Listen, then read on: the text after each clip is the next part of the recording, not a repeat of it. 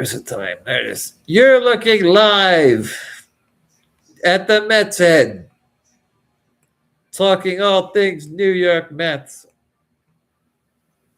If you like my content, I ask that you please like and subscribe to the Mets Head on YouTube, TikTok, Facebook, and Instagram. I wonder if I can put a background on here. I don't like my curtains in the background. Is there a way to change the background? Unable to create a highlight. Maybe the add stream marker. Let's see. I don't have access to these features. Send feedback. What is this? Channel settings. Overlay will need to be integrated to your third-party encoder. And a custom overlay. What is even an overlay? I don't even know. Oh, is that a video I can play on that I can comment on? But I'd like a different background. You know, if I right click. Nothing, huh? So I mute.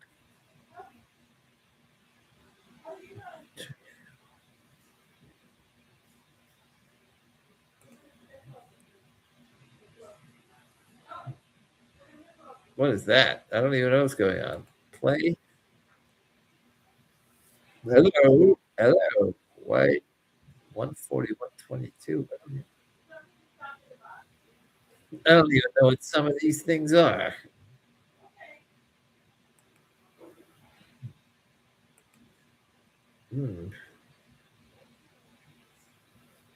What is this time on here? 1 minute, 41 seconds? No. I don't know what's going on here. Sam, what's the deal? I don't know. I'm not streaming. I want a webcam. I don't know. I'm going to have to put a background on me. Picture in picture? No. All right. Anyway, you're looking live. I'm paused again. I don't know why I keep stopping. Hello, I am the Mets Head. You're looking live.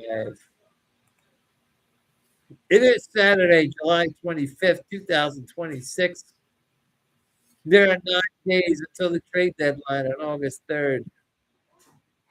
Who will stay and who will go now? I hope lots of people go and we get lots of prospects in return.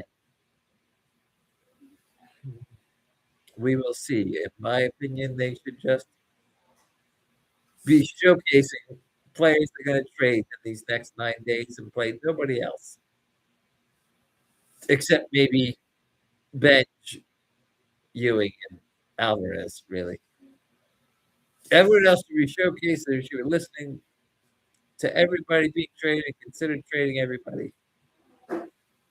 That's making lots of money and is a free agent next year. Because there may not be baseball next year. And if there is, there may be a salary cap. And the Mets are going to have to cut lots of money. And we got lots of dead weight. Sammy's going to make $25 million next year. Polanco's making 17. I don't think they'll pick up the $20 million on Robert. But Bo Bichette's making way too much money. I don't expect anyone to want him, though. Lindor's making way too much money. I don't think anyone's going to take for him. But anyway, we are in Flushing, New York, and CITI-FIELD, about to play the mid-game versus the Wicked Witch of the West, the Los Angeles Dodgers. This is a preview of game 105. We are now 43-61. 18 games under. By the way, I'm doing this live because I don't seem to have time to record and edit and upload these videos. So I tend to have to go live in the meantime. So we're now 43-61. 18 games under 500. I think that's the worst we've been all season. Last place in the NL East, 18 and a half games behind Atlanta, 23 games behind LA, who have the best record in the league. But we had 12 games out of the last wild card with the 27th best record in the league. Can you imagine that? We're the second worst team in the National League, yet we're only 12 games out of the wild card. The fourth worst team in the league, and we're 12 games out of the wild card. We're only ahead of the Royals, the Angels, and the Rockies. But Casey won today, I think. So they're now ahead of us. So are we the third worst team going into the game tonight? Just because the Royals played earlier in the day. LA's record is 66 and 38. 28 games over 500. First place in the NL West. Best record in the league with a game and a half lead over Milwaukee, who have a game in hand.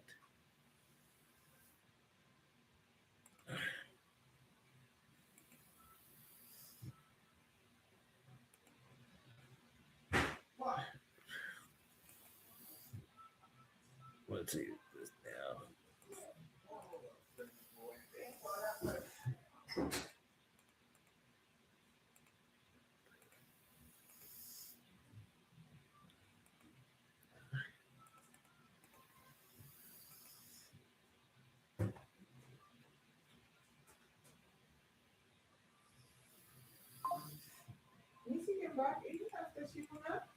I see she went out. This morning? I don't know. On the mound for the Dodgers is 27-year-old right-hand pitcher Yoshinobu Yamamoto.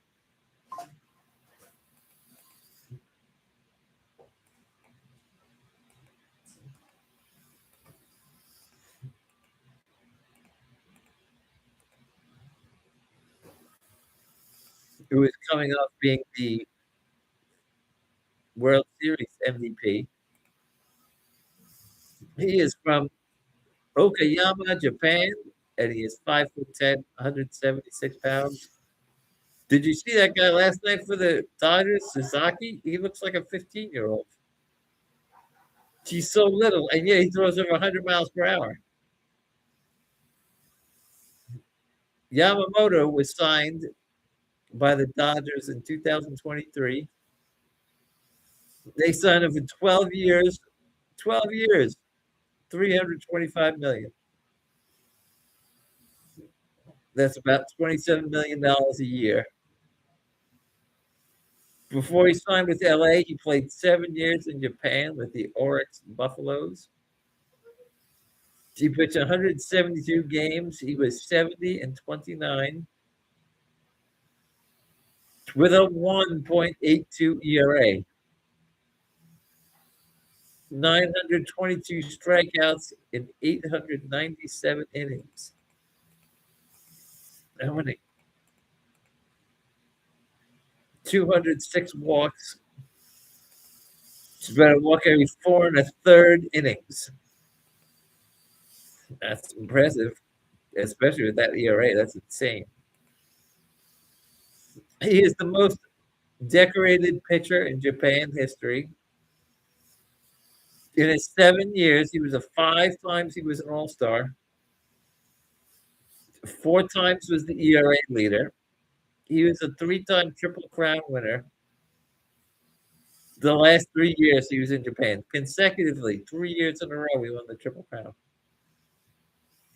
He's a 3-time Gold Glove winner, has 2 no-hitters in Japan, and they won the championship in 2022. In the majors, in the U.S., he has been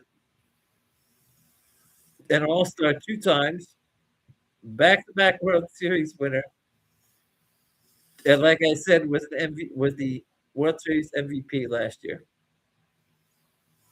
She is the only player to have won a World Series, a World Baseball Classic, and to have won a gold medal in the Olympics. Amazing, this guy. I remember we tried to get him too, but it seems like the Dodgers have the corner of the market on the Japanese players. So in his 3 years here, he's pitched in 66 games. He has won 29 games. It's amazing. He's almost won almost half of his games and lost 16. He has a 2.70 ERA, 419 strikeouts, and 383 innings with 106 walks. It's about a walk every 3 2/3. Last year, he pitched in 30 games. He was 12-8 with a 2.49 ERA, 201 strikeouts, and 173 innings with 59 walks. So walk every 2.9 innings. I should show some of this on a screen, shouldn't I? Let me see if I can find it. Bring it up.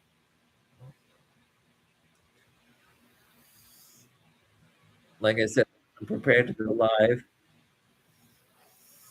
But it became a necessity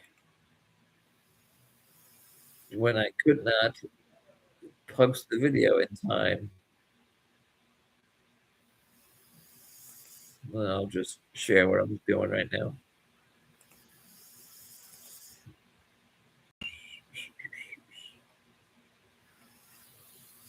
Let me find the pictures.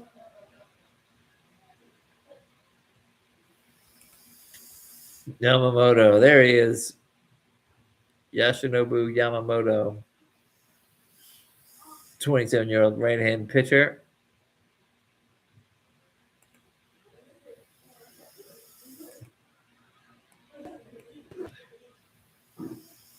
What was I saying? Okay, stats for this year. There they are. Let me zoom in a little bit.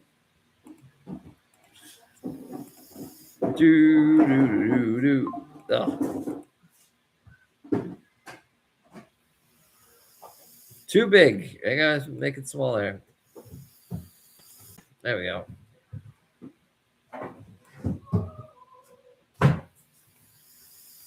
(2026) he's pitched 18 games. Is 10-6 with a 2.78 ERA, 113 strikeouts, and 119 innings with 25 walks. That's a walk every 4 2/3. That's amazing. He last pitched against us in April 14th. Pitched 7 2/3. Get 1 run on 4 hits and 7 strikeouts. Did not get the decision. And in his last outing, he pitched against the Yankees 9 innings. When's the last time you saw a guy pitch 9 innings? Gave up 2 runs on 4 hits and no walks with 7 strikeouts. And he got the win. His career versus the Mets, he's pitched against us twice. No wins, no losses with a 2.63 ERA, 16 strikeouts in 13 innings.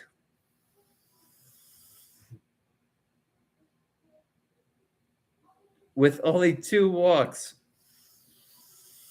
A walk every 6.5 innings. It's incredible. And we see down here against the current roster of Mets, batting .211 against them with a .584 OPS. 1 home run by Francisco Lindor, who's batting .300 with a .900 OPS. Bo Bichette, .929 OPS. 2 hits, 6 walks. I wonder if I can share this. Oh, you can see me. You can't see the whole screen, though. Can I share other things? Oh, I can share some things, right? Share that. Okay, there we go. Oh, you can see all that, right? All right. So, in my opinion, the Mets should solely be showcasing guys that they want to trade. So I would say you need to lead off Lindor. What happened there? I did something. Lead off Lindor, who is 3 for 10 against Yamamoto with a home run.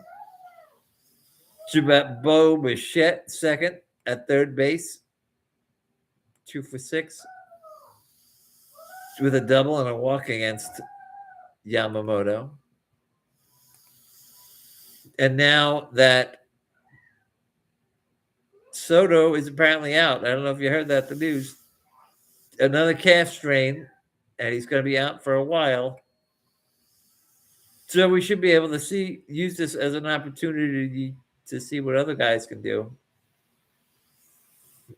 With him being out this game, I would at least bat Jared Young third. He's batting 255. It's just as good as, other guys on the team. Never faced Yamamoto. I'd bet Robert fourth. Showcase Polanco fifth at DH. Showcase him. Oh, this is my lineup for tomorrow. I'd bet Alvarez seventh. I like one of Alvarez to bat behind Ewing, since Ewing can steal. Keep out of the double plays. And I mentioned last night that Bo Bichette led the league in double plays last year. So get over his back, but with Alvarez leading our league, but now we got two guys that hit lots of double plays. Do you know how you solve that problem? Steal. You got guys that can steal in front of them. I would bat Benj eighth, 1 for 3 against Yamamoto, and Semien ninth. I like Benj and Semien batting 8th and 9th, and even Alvarez batting 7th, because you're not going to bring in a lefty too early. And then when you get to the top of the lineup, I mean, they might bring a lefty for Lindor. You can pinch it for Young. That's what makes me think, you know what? You should probably switch some guys around here. Since Polanco can hit from both sides. I know he's not hitting now, but just for showcase purposes, bat him third. And then you can bat. I mixed up my things here. Well, they've been batting Young, a Benj kind of up, right? So maybe put Benj. No, I think I like Young batting fourth. Then Robert, then Ewing, Alvarez, Benj, Semien. The only way the way they would take advantage mostly of lefties would bring in a lefty with Young, Robert, and Ewing. But you can always pinch hit for Young and bring in Beatty later or Taylor. With Soto being hurt, I thought the best person to bring up was Wagaman. And that's what they did. But like I was saying, this week case, if we weren't showcasing, I think our best lineup with this cast of characters would lead off Ewing at second base, have Alvarez bat second at DH, Soto batting third. This is, of course, if everyone's healthy. Bichette fourth, Lindor fifth, Ben sixth, Robert seventh, Jug eighth, and Torrens ninth. I think that would be their best lineup. But For the next 9 days, you just got to showcase guys to trade them. It's not like we're going anywhere. So, you know what? Try to improve the team. That's how you do it. On the mound for the Mets is 24-year-old right-hand pitcher Nolan McLean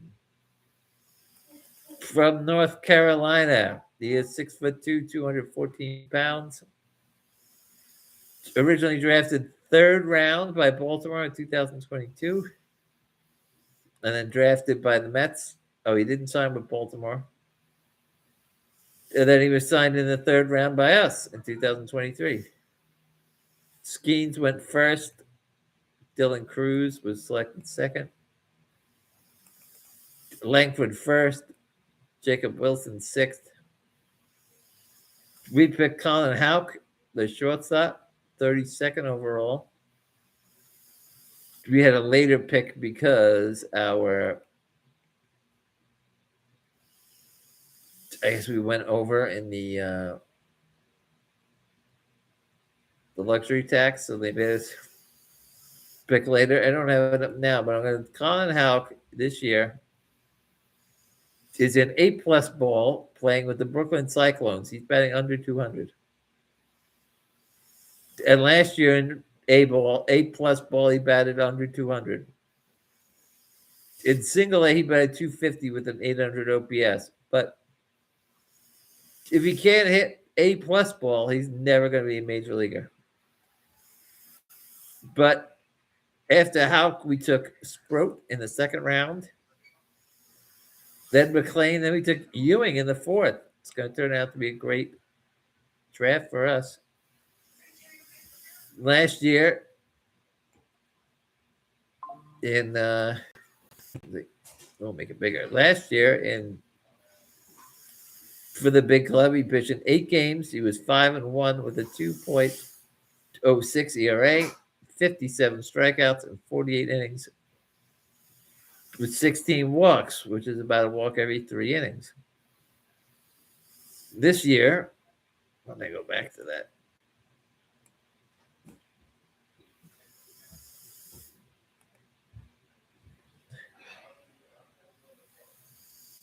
Let me go to the Mets roster. Go to Nolan McLean.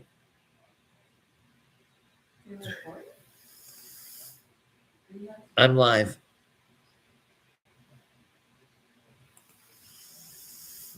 Let me switch that. No, I'm still live. There's Nolan McLean, 6'2", 214 pounds. Last year, he was, as I said, he pitched in 8 games. He was 5-1 with a 2.06 ERA. Look at that. 57 strikeouts in 48 innings with 16 walks. A walk every 3 innings. And then this year, he's pitched in 20 games. He is 7-6 with a 3.34 ERA. 135 strikeouts and 113 innings with 41 walks, which is about a walk every 2.7 innings. Oh, and I forgot to say that last year he was 11th in Rookie of the Year votes, even though he only pitched in 8 games. Drake Baldwin eventually won that award. But I wanted to show you how great Nolan McLean has pitched lately. In March, he had a 3.60. In April, even better, 2.37. But it was May. We had a bit of a hiccup. Had 2 of his worst starts in his career. His ERA went up to 6.1. Well, that's not overall, but he had 6.1 ERA in May. June, he went back to 2.79. But look at July. A 1.0 ERA. Seems like he finally got his stuff together. He pitched against LA back in April 14th. Pitched 7 innings, giving up 1 run on 2 hits and 2 walks with 8 strikeouts. Did not get the decision. That was the only time he faced the Dodgers. And now their current roster, look at this, betting 0.53 against him with a 153 OPS. Only one guy's got a hit against them. They're one hit in 19 at bats. Max Muncy has the 1 hit. Tucker has a walk. That's all they've done against them. But you know what? So that looks good for us. We got a chance at this. But also last night, I thought Manaea's stats were terrible against the Dodgers. And he pitched well. It's good to see him pitching so well because maybe we can move him too. Another $25 million old man. So, those are my thoughts. Let's go, Mets go. Let's work up these trade values and get a haul. Until next time, I'm Juan Gan.